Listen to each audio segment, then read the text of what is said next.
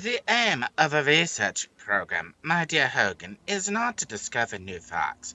We already know that the Germans are superior pilots. Here we are merely furnishing scientific evidence. The aim of cheating is not necessarily to win. Win. We already know that we are going to win. Here we are merely hastening the inevitable.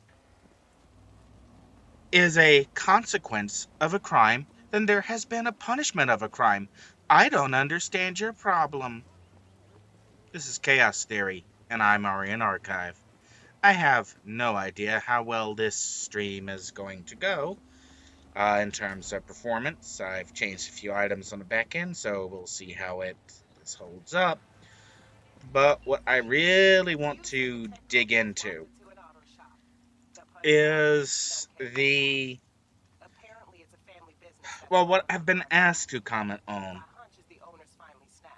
is the fallout from the debates that have occurred between Republican and Democrat candidates. Now, in some of those cases, we have legitimately seen the Republicans come out swinging murder privilege, aka abortion, and that the Democrats say that that the doctor's room is crowded, that there's not enough room in there for the female and her doctor. The government needs to just get out. Well, first of all, the messaging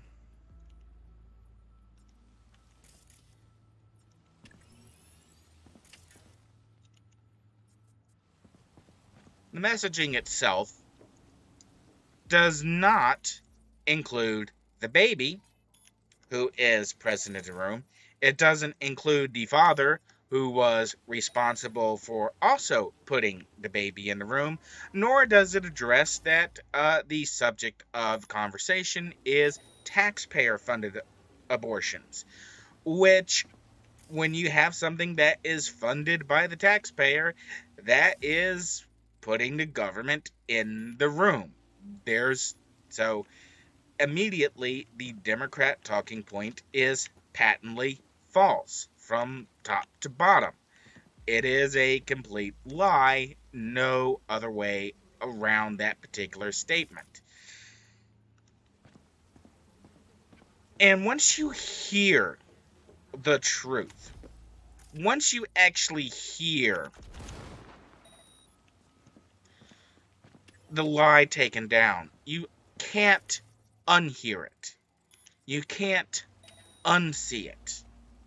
And we got a startling example of this, another example, during the sitting New York governor, Katie Hochul, and her opponent, Lee Zeldin. And that Katie Hochul basically goes the entirety of the debate, being very careful not to discuss the crime epidemic afflicting the state of New York. And after getting hammered on this point, sitting Governor Hochul just whips around and essentially says something to the effect of, under our current system, if you commit a crime, there are consequences. What's your problem? She looks at Lee Zeldin and unequivocally asks him, what's your problem with this? There's a consequence. Isn't that what you wanted? Why are you making... And this is a frightening aspect of the Democrat mentality. A horrifying look into... How can I put this?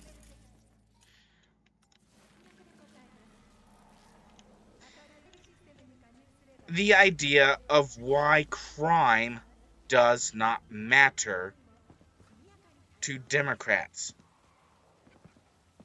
Why Democrats can support cashless bail. Why Democrats can support turning around, letting somebody who committed murder go back out onto the streets within hours of getting arrested. When somebody can be arrested by the police in the morning, regardless of the crime, turned around and be back out on the streets before lunch.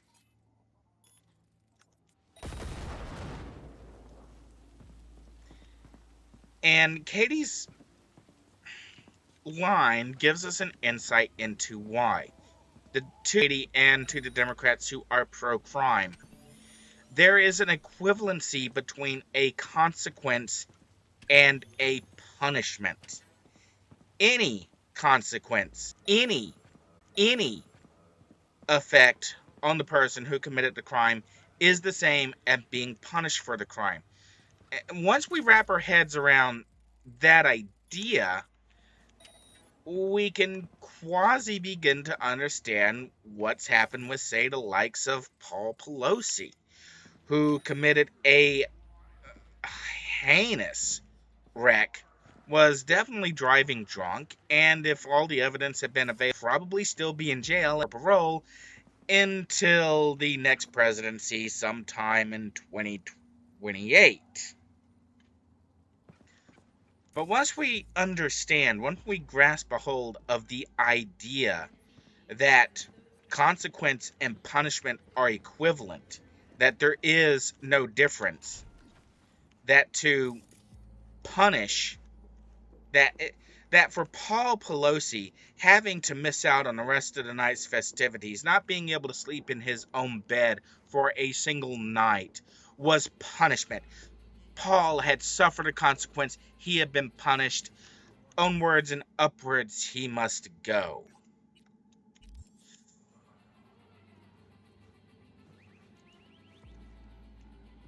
And as frustrating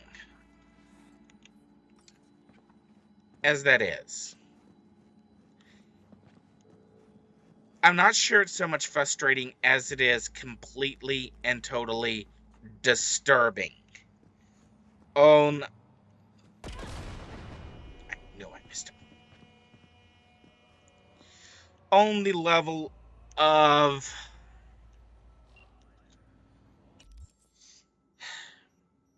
I'm trying to come up with anything at all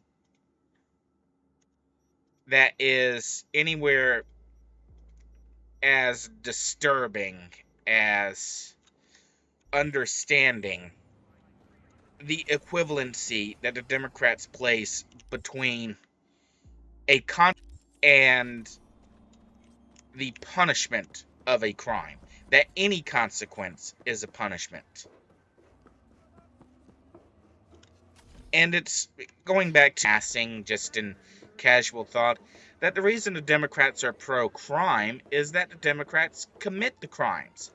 And if you make the punishment for the crimes lower, then the Democrats can continue to commit crimes. If you take away the punishment for the crimes entirely, the Democrats can continue to commit crimes. And we've seen this with the Federal Bureau of Investigation, which mishandled to the point of former agents being escorted off the premises for their actions, sitting presidents by the president's political opponents. That's whole new levels of just malfeasance that should be addressed. Not exactly sure why that's a green circle, but okay. And it gives us further insight into the kind of mentality that put John Fetterwoman on stage against Dr. Oz. Now, full credit to Dr. Oz here for a minute. Dr. Oz laid down some serious policy beatdowns. Dr. Oz was on fire when it came to giving specific plans on how to deal with the problems that he would have to address were he. And I also have to give credit to Dr. Oz because he didn't go for the easy shots. Dr. Oz did not go for the easy attacks on John Fetterwoman's mental state, physical condition, and mental incompetence. And oh, there's something you don't see every day: a shootout in the neighborhood. Oh, wait, you do if you're in a Democrat city. Nothing new. Uh, anyways, uh, and this is the phrase here is asymmetrical warfare. Now, to look at myself for a second, I can prove definitively beyond a doubt that Google is flat out lying as to the reach and impact of any videos that I post or stream. I know for a fact from screenshots, log files, and network traffic provided to me by other people that my videos have been watched and shared, and that the sharing and watching of those videos was not recorded into Google Analytics. I can demonstratively prove that the videos were a copyright strike was made on the basis of audio being played in the background on very specific videos is entirely on videos that were getting shared and watched by other viewers, and that I can prove that in order to not pay me any money for the content and ads that I have generated from the videos I have made, Google took the hand-edited step of applying a filter that struck all of those videos that I had made that were being shared and being viewed on a copyright content grounds, even though other identical videos with identical audio settings with the identical songs that were not getting shared as much or had not been linked at all, or I have not seen any third party link, any third party screenshots, network log files, browser histories. I have not seen anything that anyone has provided to me to show that those videos were being shared.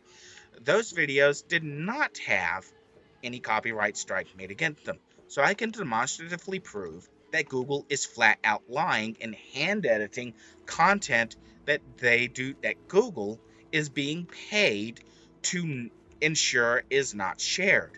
Google is in the content control business. Now, going metadata for a second here, the actions going on with Twitter and Elon Musk are having a ramification back on the YouTube. No, I don't want CyberDeck. I want inventory, cyberware. Just so you see, all my weapons are non-lethal. So if you're worried about me, while I'm thinking about it, settings. You can see I have disabled copyrighted music on, so there shouldn't be anything in the background audio for uh, Google to lay a claim on. There was something that I saw when going through here that, considering the audience, I'm almost pretty sure I want to turn off.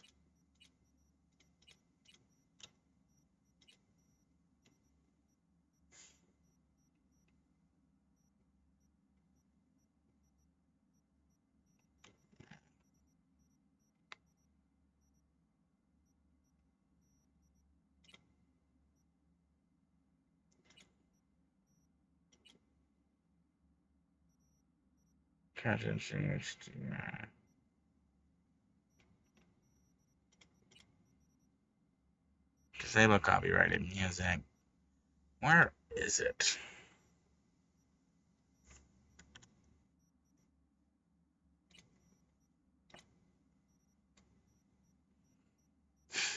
There was an interesting switch that I saw that I probably do want to turn on. Oh, here it is. No. Colorblind mode, minimap health bar.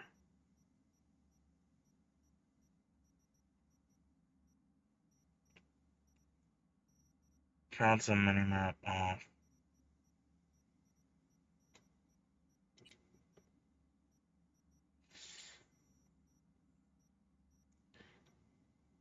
Chromatic aberration depth of field. Yeah, I know, I get distracted easily. I recall seeing a setting in here.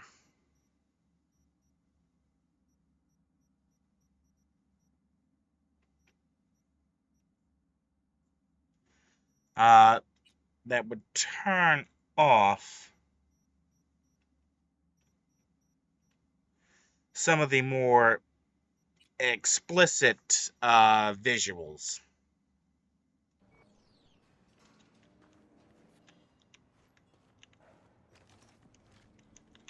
Basically making it PG-13. Okay, I want to be up a little higher.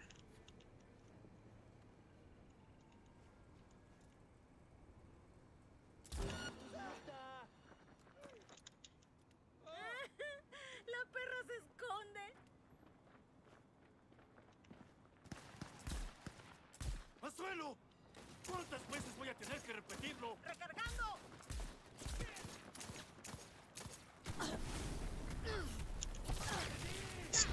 Well. Alright. Anyways, asymmetrical warfare. Let's go now and do a demonstration of asymmetrical warfare.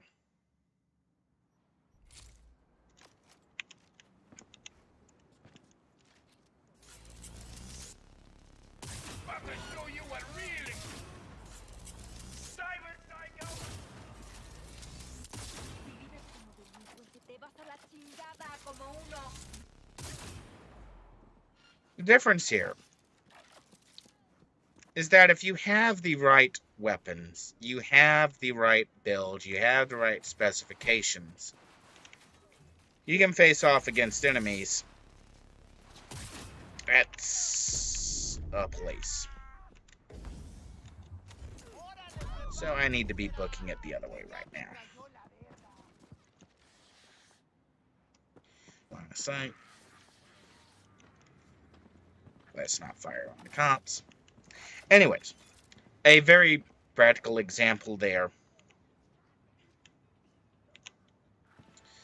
of asymmetrical warfare. I'm capable of taking down enemies using very specific shots, aiming for very specific weak points, and what was a losing battle where I wasn't fighting on equal terms can whip around and become an unequal battle.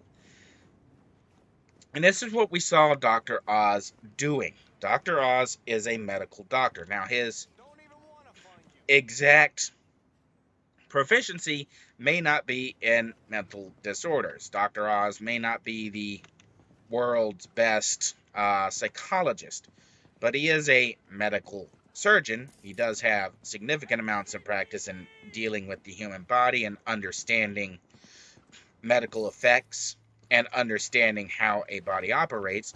So more so than... Can I reset you? Apparently not. Gotta wait for the warrant to go away before it...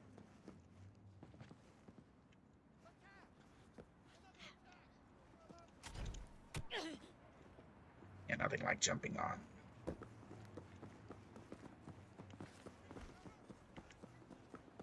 Alright. By combat.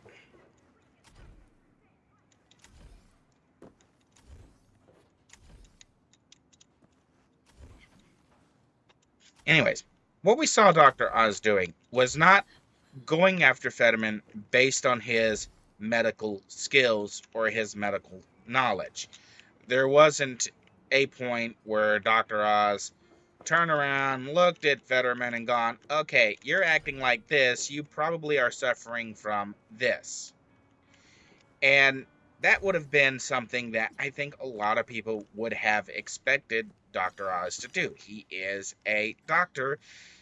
Dealing with patients is kind of a specialty. Once we keep that in mind and we look back over, at least, did not press the attack on Fetterman's inability to debate, on Fetterman's obvious problems with mental capacity, obvious problems to concentrate, obvious issues of needing a teleprompter.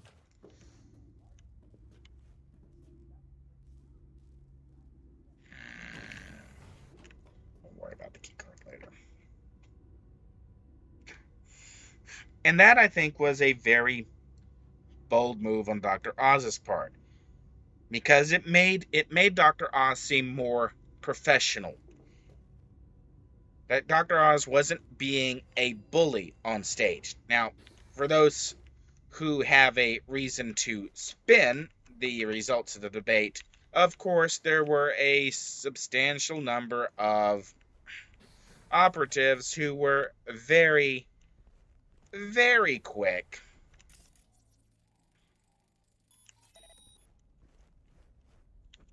to frame Dr. Oz as having bullied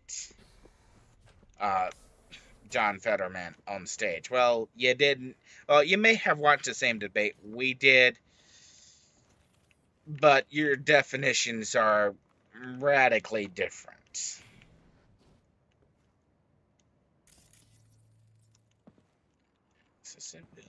Civilians.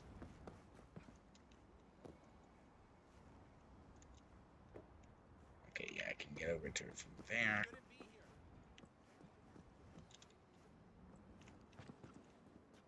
I can get to it from here.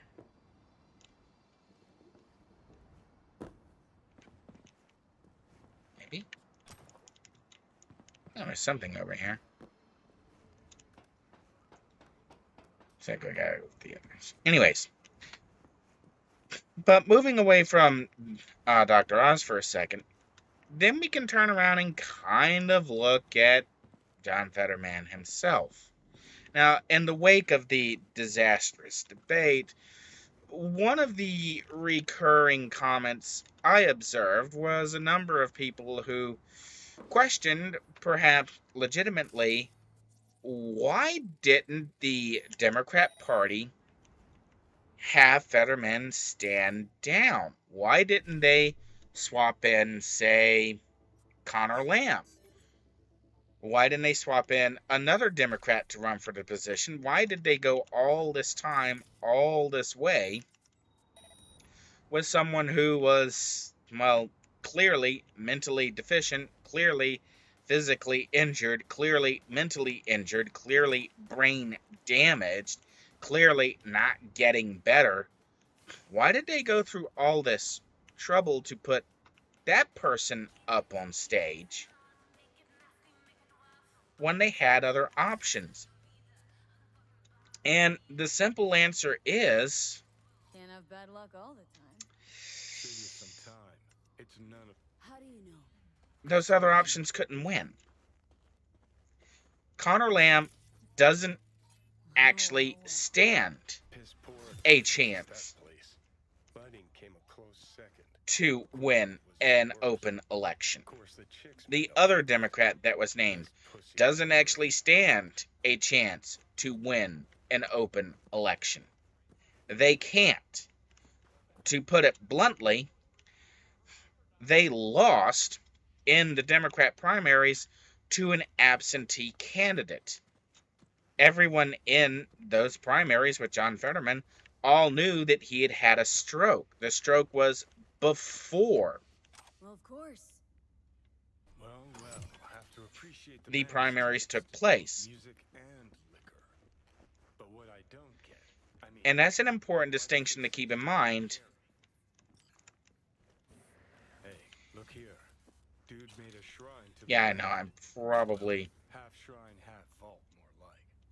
Has a numeric. Oh, that's going to require a code. Code's a string of digits. I don't know what the code is. 69, 69, 69. Or maybe not. Fuck, Carrie's an old geezer now. When was this still taken? Not long ago. Look, the date. The date. That's it. The fucking code to the safe room. Hooey, see that? Still got it. And what's the 11/24/2006?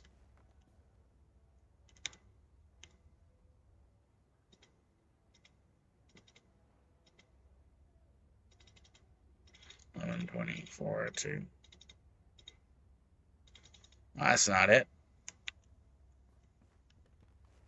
What code am I supposed to be looking at?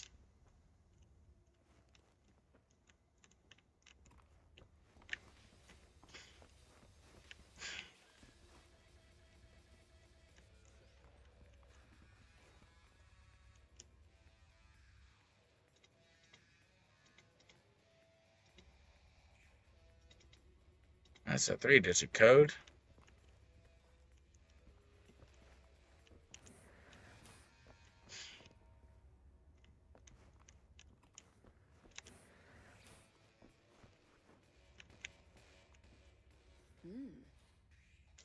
Huh. I'll never forget this. 9/12/2005. After party lasted 2 nights straight. And ended in the drunk tank?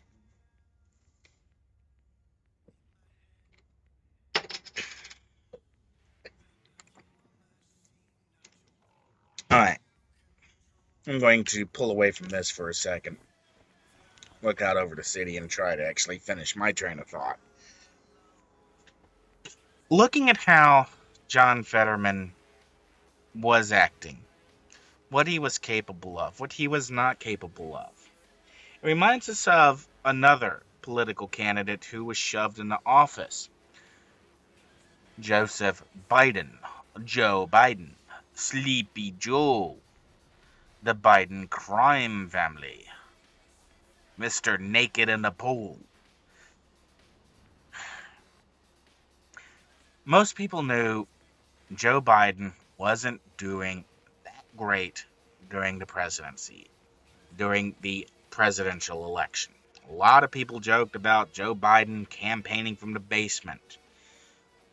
The reasons Joe Biden got shoved into office is there was one group of people that hated Trump more than the Democrats, and those were the neocon Republicans who had for 4 years had been forced to actually adhere to the party line. And there were a number of Republicans who, quite frankly, were not interested in adhering to the party platform or actually working on what they said they were going to work on when they were elected. So, not so surprising that this go around in the congressional elections, those rhinos, only 2 of the rhinos being who were up for election, made it through their challenges, and they only made it through their primary challenges because Democrats were instructed to it.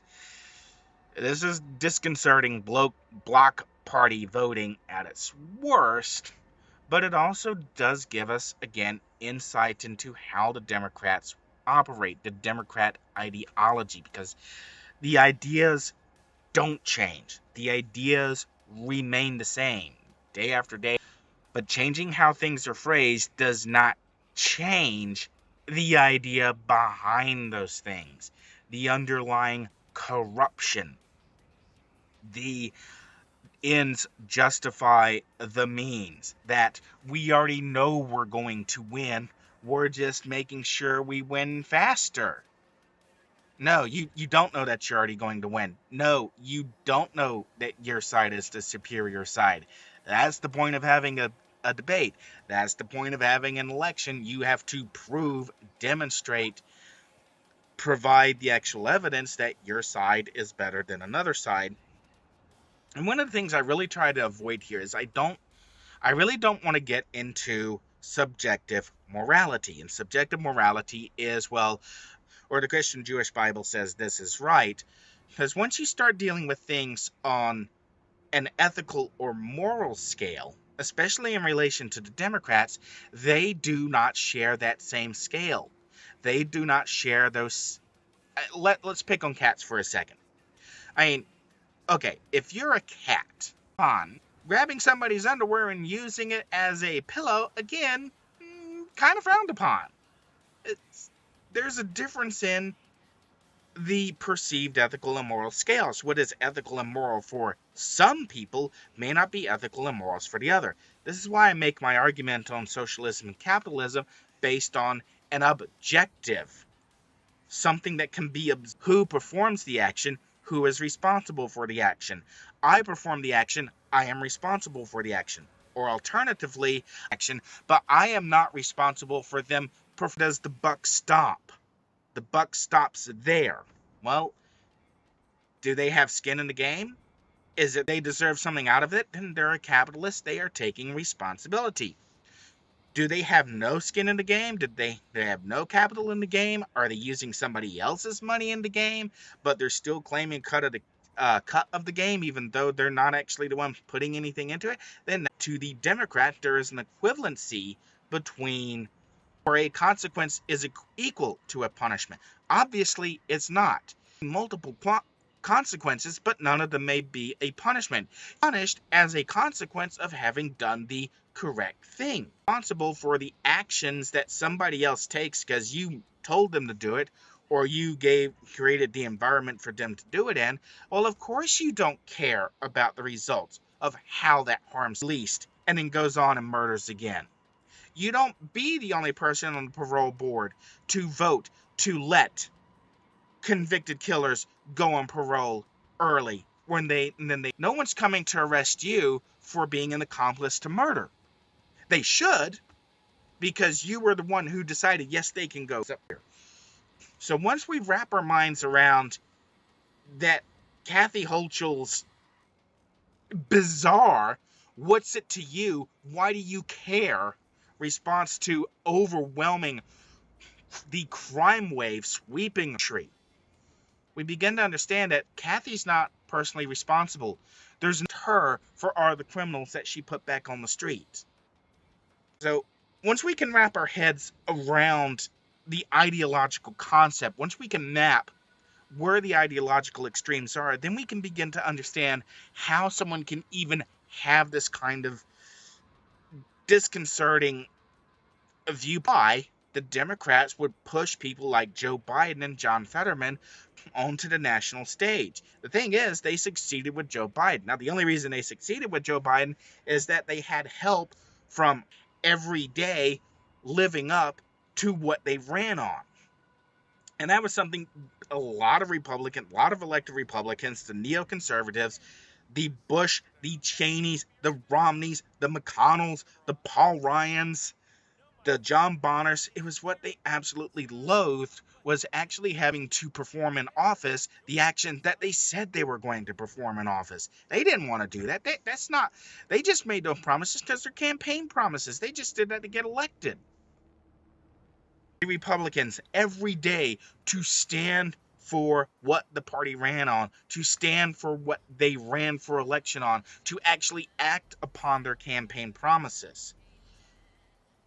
We can begin to understand the vitriolic stopped vote counting before all the votes were complete.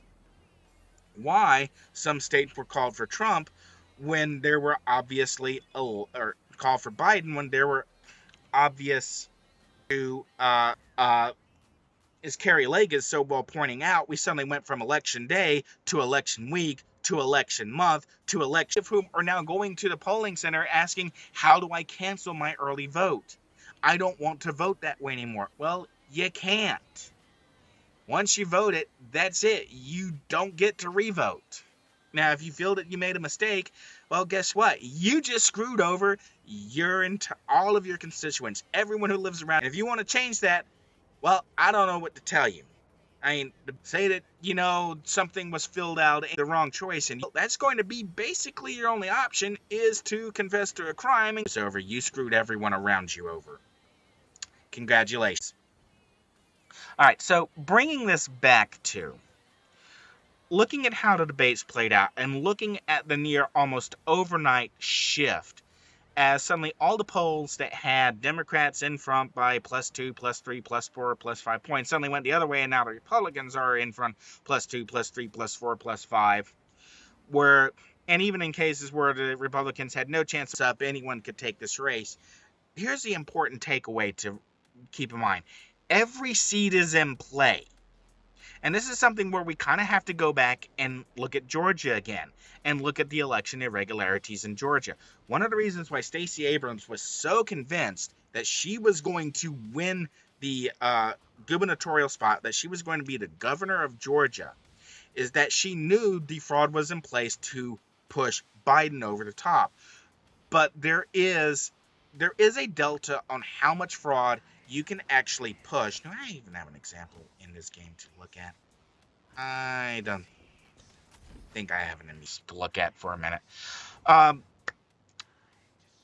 Stacey Abrams already knew. Stacey Abrams had already arranged a large number of people who only vote for the top ticket, the president, the vice president, and that's it. They then turn around and turn the ballot in. They're done. Now, if you're kind of guessing how this normally breaks down when you do the election breakouts, most people who only vote for the top ticket are Democrats. Republicans, by and large, generally vote all the way down to single ticket options. So a Republican will normally vote in every seat that's contested all the way down until they get to the uncontested seats, and then they generally don't vote. And then you have a minority of Democrat voters who will punch in every single Democrat, vote blue, no matter who.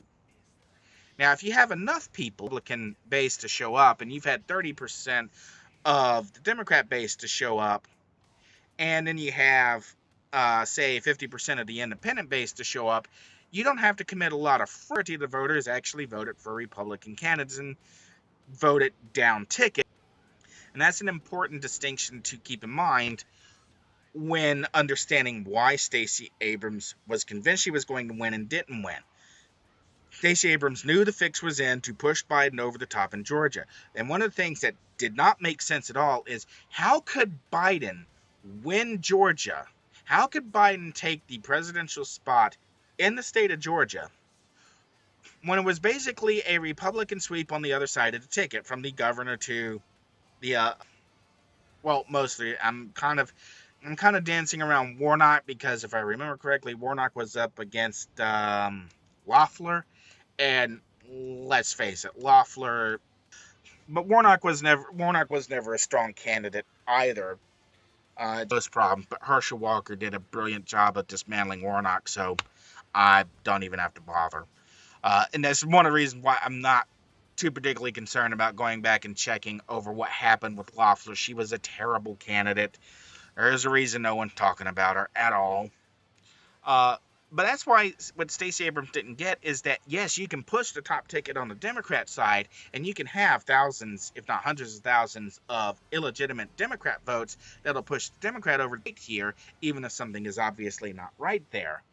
But if you start ratios over how many people can actually be voting for any particular candidate in any particular election on any down ballot ticket take, and then you have the problem that if you have too many votes for Stacey Abrams, then it becomes very clear that there's more votes for Stacey Abrams than there were people who are actually voting. That's kind of a problem. And that's what it would have taken for Stacey Abrams to have won the governor spot in Georgia. Now, she thought she was going to get it. She thought that there was going to be a ratio D-skew on Brian Kemp, and as his votes were being placed into the Dominion machines, the Brian Kemp votes were going to be downsampled, and she was going to get maybe one vote for every 4 Kemp votes, and that would have been enough to swing the tide around and push her potentially back over the top. You're not going to do that because, again, we got a hold of the Dominion source code. We know how those machines worked. If that kind of code had been in the Georgia machines, and the Georgia Bureau of Investigation had been, there would have been questions asked, and anybody involved would probably know that for certain, because obviously that didn't happen. We didn't actually see any moves made over the Dominion source code, or the decompiled binary code, or the dumped firmware from any law enforcement agency. So for all I know, the GBI is still investigating the Dominion machines and is still taking apart the code for themselves to make sure that their results match the third-party results that were extracted under, okay, let's face it, maybe not so legal circumstances. So that may be why we haven't heard anything on that front after we're coming up on 2 years. Going back to understanding the ideology, understanding why there's expectations, and then understanding why the Democrats were so convinced they could get away with it. The Democrats, they had pushed a bad candidate all the way over the finish line. They needed help at the national level from Republicans who really hated Trump to get it done, but they got it done. So we flash forward 2 years, and the Democratic establishment is saying, well, we pushed bad candidates through before, we can do it again. We just have to sit on top of the media. We just have to control the narrative, and we can push whoever through we want. And then the primaries happened, and lost to a candidate who had had a stroke before the primaries ever hit. If you lose under that condition, if you lose because the candidate you're running against has had a stroke and isn't even able to campaign, and you're not able to seal the deal on your own, you're not going to be able to take on any other opponents, period. This just not happening. Now I can go on for hours about how the Clinton campaign was responsible for knocking out a whole swath of centrist Democrat from the party. I can go on about how the Obama campaign, even more centrist from the Democrat Party. Socialists, they are devoid of responsibility from those who implement those policies. There is no culpability. The consequence is if you lose your job, that's your punishment. Well, that's it. That's as far as it goes for the Democrats. There is an equivalency between consequence and punishment. Again, once we understand it, that they think they're the same thing, that the ideology declares that consequence and punishment must be the same thing, then we begin to understand everything that we are seeing today with the Democrat Party. So that's my quick shot reaction on how the debates went down, where we stand right now. And to echo Joe Rogan, if you're tired of the corruption, you're tired of the rhinos, you're tired of just the status quo, paying more in taxes and higher inflation, larger power bills, vote Make America Great Again. Vote Donald J. Trump. Look to who Trump endorses, because that's the candidate who is going to do the job that needs to be done. I realize, we're making Trump a kingmaker here. Well, he did it. Trump undid almost all of the destruction Obama wrought in almost 4 years. Can Trump undo the destruction that Biden has wrought? Probably.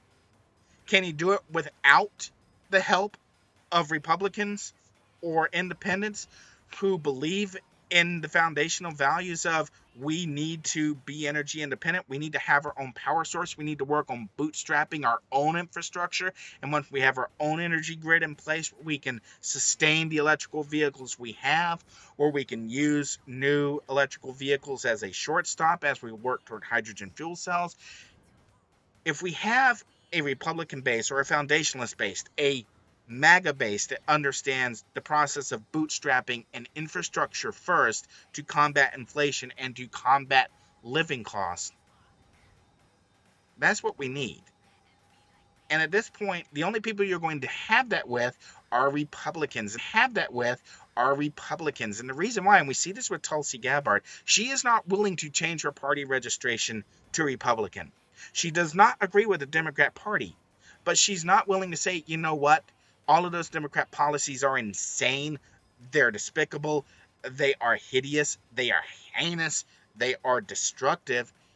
She's willing to say all of that, but she's not willing to say, you know what? The MAGA group, them. And Miss Gabbard, I know you're probably never, ever going to hear this. I don't even know if this is uploading in a quality good enough to be listened to. And I will probably redo this entire rant in some other how the upload is behaving. I'm in full screen right now. And if I try to actually play, then I get distracted. So, to just recap. Ms. Gabbard, if you ever do hear this, suck it up, join the MAGA movement, and go from there.